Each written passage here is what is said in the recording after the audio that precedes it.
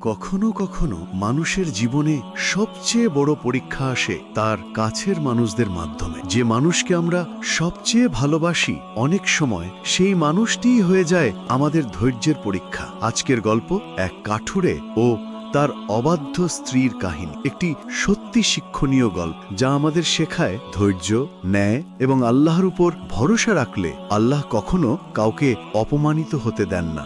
ছিল এক কাঠুরে, নাম তার হাবিব। সে ছিল পরিশ্রমী, সৎ আর আল্লাহ ভীরু মানুষ।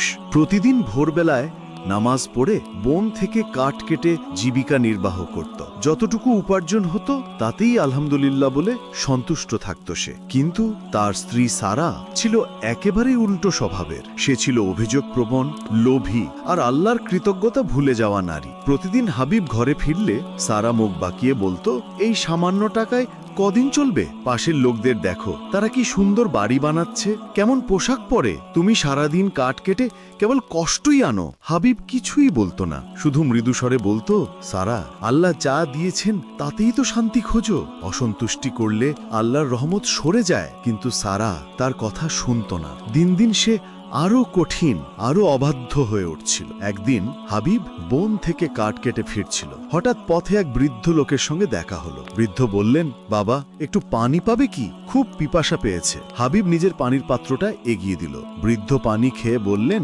আল্লাহ তোমাকে রহম করবেন বাবা। তুমি চাও তো আল্লাহ তোমার জীবনে এক পরীক্ষা পাঠাবেন। যদি ধৈর্য ধরো, পুরস্কার অসীম। হাবিব বিনয়ের সঙ্গে বলল, আমি আল্লাহর উপর ভরসা রাখি চাচা, যা আসবে আল্লাহর ইচ্ছাতেই আসবে। তখন বৃদ্ধ শুধু মুচকি হেসে চলে গেলেন। বাড়ি ফিরে হাবিব দেখল ঘরে ঝগড়া চলছে। সারা তার গলার সোনার হার হারিয়ে ফেলেছে এবং সন্দেহ করছে তুমি নিশ্চয়ই বিক্রি করে দিয়েছ। হাবিব কেঁদে ফেলল, সারা, আমি তোমার কসম খাচ্ছি আমি হারাইনি। কিন্তু স্ত্রী তার কথা বিশ্বাস করল না। সে রেগে গিয়ে হাবিবকে ঘর থেকে বের করে দিল। হাবিব মন খারাপ করে বেরিয়ে গেল, কিন্তু মুখে শুধু বলল, আল্লাহ তুমি জানো আমি নির্দোষ।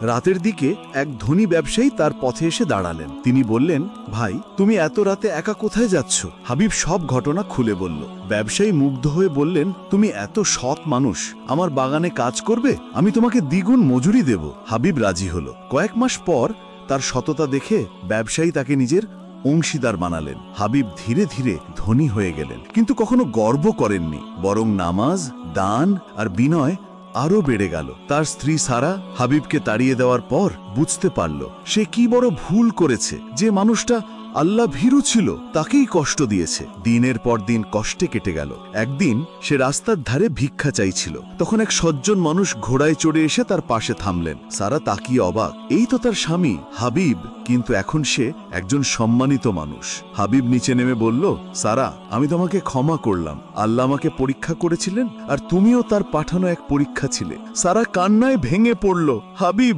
আমি অন্যায় করেছি, আমাকে মাফ করো। হাবিব বলল, যে আল্লাহ আমাদের ক্ষমা করেন, তুমি কি ভাবো আমি পারবো না? এই গল্প আমাদের শেখায় তিনটি বড় শিক্ষা।